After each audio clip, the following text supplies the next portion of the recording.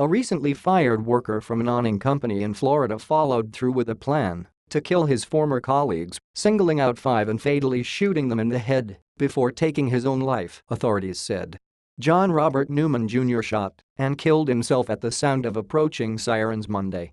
He did not appear to belong to any type of subversive or terrorist organization, Orange County Sheriff Jerry Deeming said.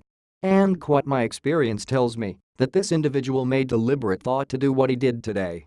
He had a plan of action and said the sheriff, who WOULDN and APOS say why Newman was fired in April. Deeming said Newman had a negative RELATIO and SHIP and with at least one of his former co-workers in Orlando, and he singled out the former colleagues who were shot. The shooting began after Newman slipped through a rear door into the cavernous Fiamma Incorporated factory, an area larger than 2 football fields, where awnings are stitched together for recreational vehicles. He paused at least once to reload. 7 other workers were inside at the time but were unharmed. State and federal law enforcement officers converged on the industrial park shortly after 8 a.m. after a woman ran out and called 911 from a tile business across the street, said Yamaris Gomez, that STORE and APOS owner. And all she kept saying was he was holding a gun and told her to get out and Gomez said. That woman had been hired after Newman was fired in April, so he probably did not recognize her and knew she was not a former co-worker, Deeming said. Deeming said investigators were looking through any social media postings for clues. Newman was honorably discharged from the U.S. Army in 1999 and did not have a concealed weapons permit, the sheriff said. The dead were identified as Robert Snyder, 69, Brenda Montanez Crespo, 44, Kevin Clark, 53, Jeffrey Roberts, 57, and Kevin Lawson, 46. Authorities had confronted Newman once before at the factory when he was accused of battering a co-worker in June 2014. But no charges were filed after both men were interviewed, and that co-worker was not among MONDAY and APOS victims, the sheriff said. In a 2014 incident report, NEUMANN and APOS co-worker said Newman punched him in the back of the head when he approached, knocking him to the ground.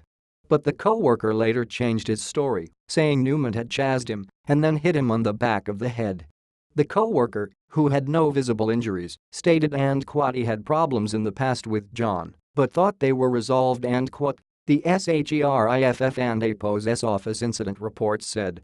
Newman had a record of minor crimes, nonviolent, dating back more than 20 years. Most involved traffic violations, driving under the influence, driving with a suspended license, giving a deputy a false name, and leaving the scene of a hit-and-run involving property damage. Searching for a motive, deputies cordoned off a trailer park in Maitland, where Newman lived alone in a mobile home on a busy road next to a funeral home, a used car lot and a dog grooming business. Like the awning factory, IT and APOS far from ORLANDO and APOS famous theme parks. Arnie Boyd, who lives in the same trailer park, said Newman was not particularly social. And every once in a while, he would ride his bike around and THAT and APOS it and Boyd said.